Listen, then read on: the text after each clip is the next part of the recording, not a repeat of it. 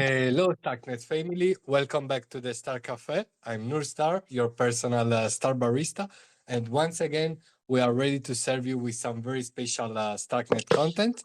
Well, my friends, get ready for another inspiring session of the Star Cafe, as we'll be talking about the great job that the Starknet ID team has been doing on Starknet, not only with their domain service, but also with the StarknetQuest platform that they launched last summer.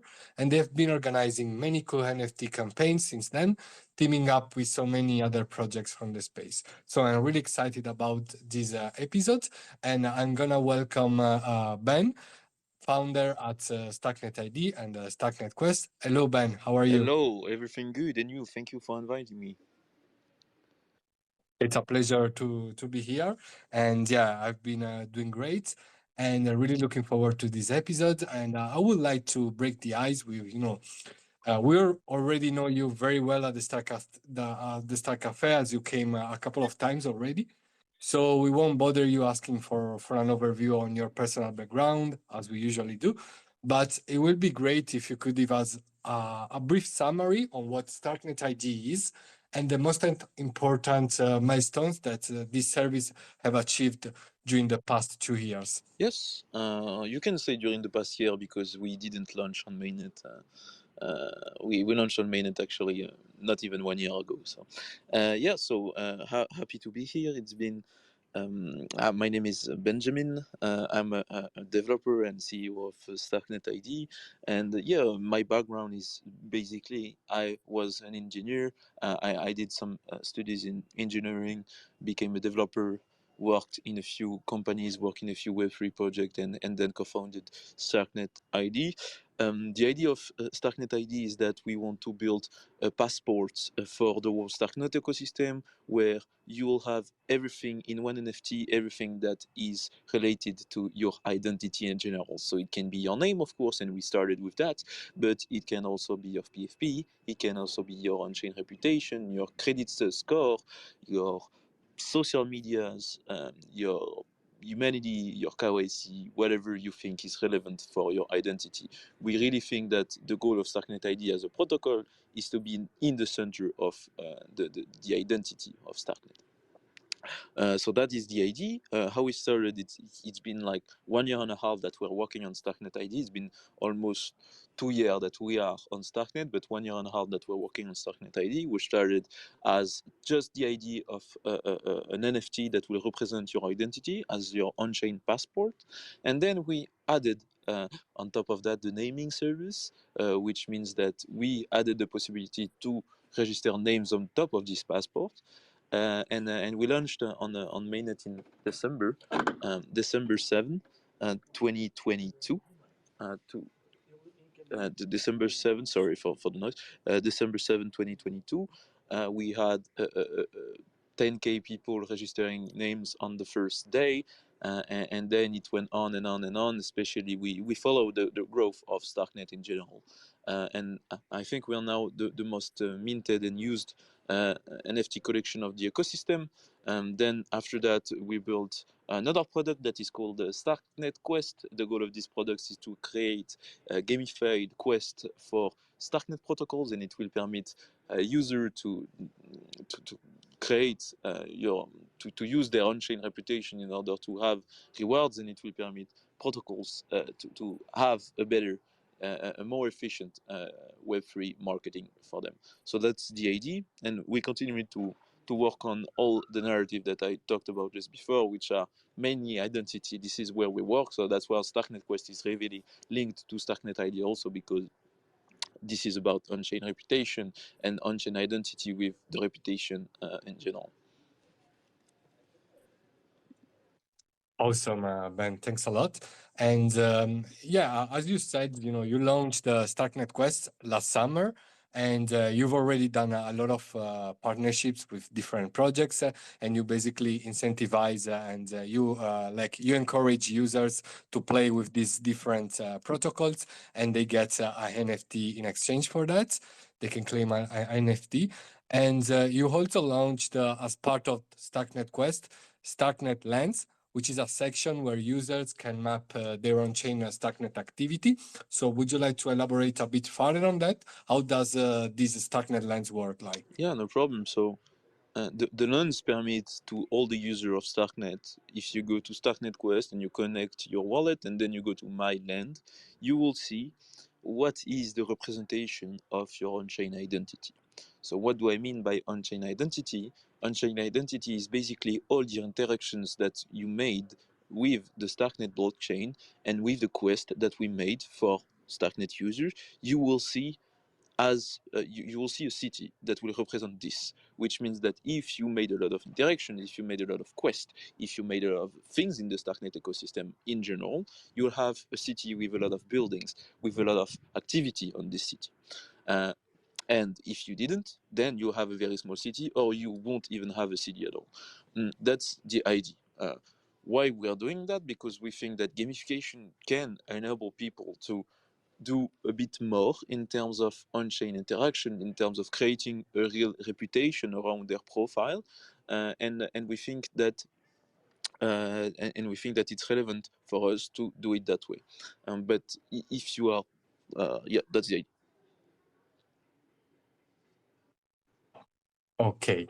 And we also saw that Starknet ID recently enabled support for PFP NFTs on their domains. And what does this mean for the users and for its community, which is one of the most vibrant communities in the Starknet ecosystem? Yeah. So Starknet ID enabled now to to add these profile pics to your identity. What does it mean? It means that if you have an NFT that is a PFP and that is waitlisted in our contract, you will be able to put this profile pic and to be able to see this profile pic in the future where you see your names. So if you have a profile pic and a name, you will see the profile pic and the name in your wallet, your Argent, your Bravos, and you will see it on every Starknet protocol that we will integrate us. So we hope a lot of them and all of them if possible. But the idea is really you have one Starknet profile that will gather all your data, so your name, your PFP, etc. And then once you did it on Starknet ID, you will be able to share this profile with within all the Starknet ecosystem. So why is it relevant for the communities of this project, the PFP project, the NFTs of Starknet in general, because it gives a utility actually to their NFTs. So if you have a profile pic project, you will be able now to put your NFT on top of Starknet ID and to be able to see it everywhere. So it becomes really a profile pic, because before it was just an NFT that happens to be in your wallet, but you don't show it anywhere. Here you show it on your wallet, you show it on Starscan, you show it on Voyager, hopefully. You show it on everywhere in the Starknet ecosystem, because we're working on the backend in order to have all this integration for you. So it adds a lot of value to NFTs in general, because NFT now become really profile pics. Um, uh, Before they were just NFTs in a wallet. So that's the idea. Very cool. I really need to put the action of of registering my PFP on my subdomain on my domain very soon. I've not done that yet, and yeah, looking forward to it. And what else? Two weeks ago, we had a Star Cafe about NFT infrastructure together with Brian from the Arc project. And somehow I heard about the fact that they're helping you and your team build a NFT marketplace specifically designed for the Starknet ID and the StarknetQuest words and assets. Could you give us some help on that? Yeah, so the idea for us was, for this feature basically is just we want people to be able to sell and buy domains easily, even if it's not passing through us, which means that even if someone already bought this domain. What it means is that we just want more feature in order to enable a secondary market. In order to do that, we won't build a marketplace from scratch, and we will use their infrastructure in order to build a marketplace for Starknet ID. The goal would be that if you search a name on Starknet.id, you search and you see unavailable. Now you, like, in the current state of the app, you will see the identity of the name that you searched, that you searched.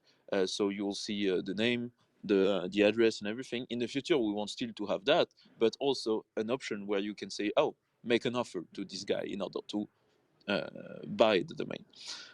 That's the idea of what we want to do.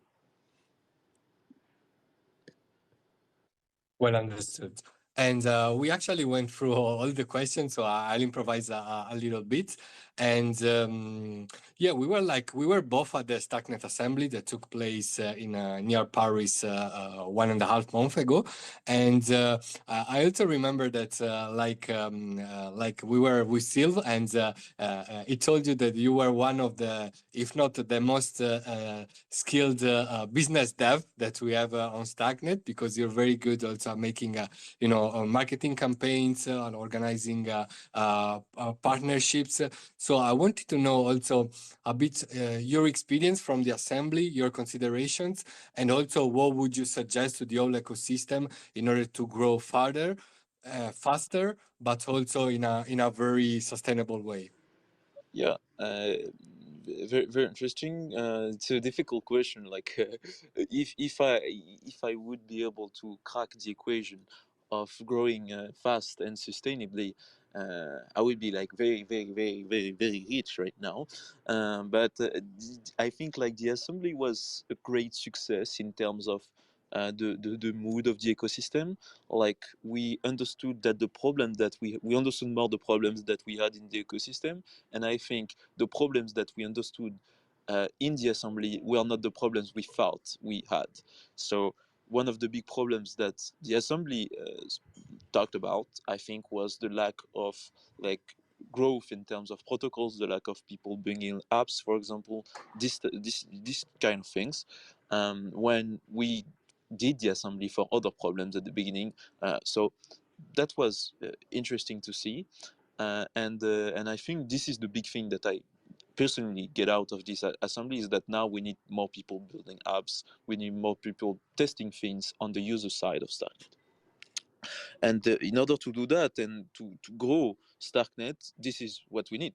And to grow it sustainably, we need actually apps that won't only bring people because there is like a speculation thing, like a temporary speculation thing around it, with Ponzi's, etc. We need actually apps that can provide value on the long term. Of course, it can be around speculation. I mean, GMX, I think, is an example of a speculation app that will provide value on the long term.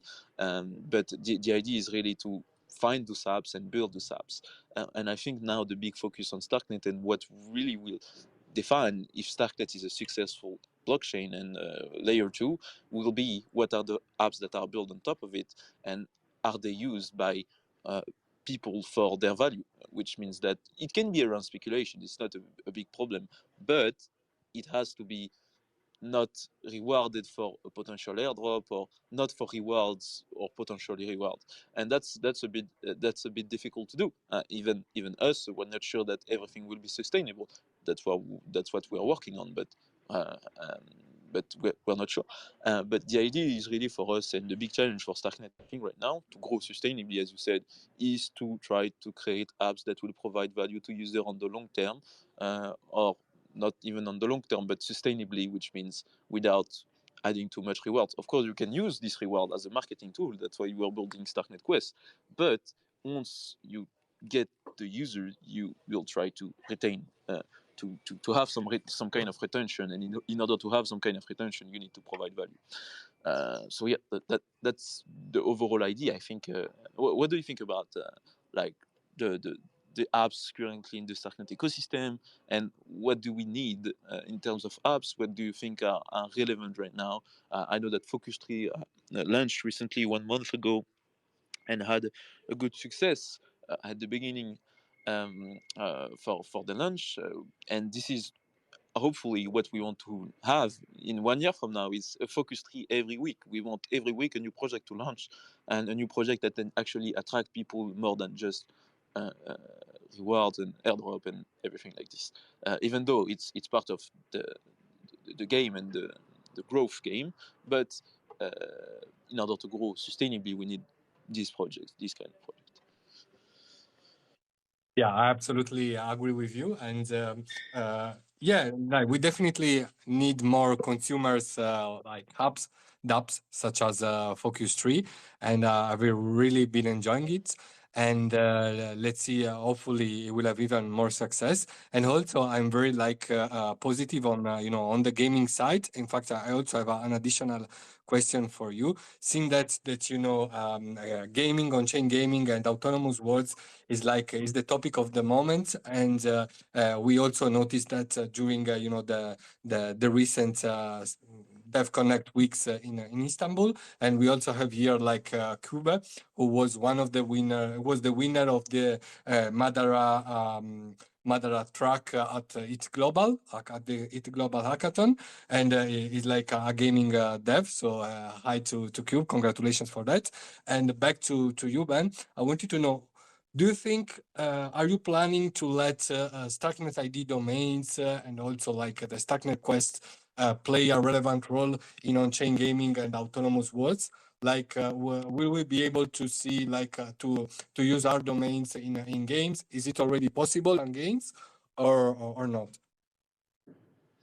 Yes, so the goal, as I said, is to be the profile of the ecosystem. And when you play a game in general, every game that you play, you create a new profile. Each game you have to create this new profile. Oh, my name is Fricoben again. My name is Fricoben again. And the idea of Starknet ID is that you create this once, and you will be the true owner of your profile, and everyone can use it. So the goal, if Starknet really becomes the chain of games and a lot of people are using it, it's that Starknet ID will be the profile of all those games, the shared profile of all those games, and use all those credentials and create some kind of infrastructure for the identity around those games. So instead of creating a new profile, you will just connect your wallet, and the game will see, oh, you have a Starknet ID. We're gonna take the data from the Starknet ID, and then you will be able to play directly. That's the idea. And it's already possible. Some games are already using it. There are not a lot of games that are already ready and in production with a lot of people because we are early on Starknet right now. But yeah, it's completely part of the vision to be the shared profile of those games. But more than that, it's to be the shared profile of the whole Starknet ecosystem. Yeah, makes total sense. And yeah, as we're coming to the end of this very concentrated episode, like in 20 minutes, we managed to let Ben answer a lot of questions. And I see there are no questions in the comment section, so we can call it a day. Once again, also thanks to all our listeners, to our friends Joao, Gurka, Fabio, Cube, La Madrigada, Dalmas, Kodawari, The First, Carlos, Ana Maria, and all the others. Thanks a lot for joining us. And obviously, a big thank you goes to our guest of the day, Ben. And we wish him all the best for the future developments around Starknet ID and Starknet Quest.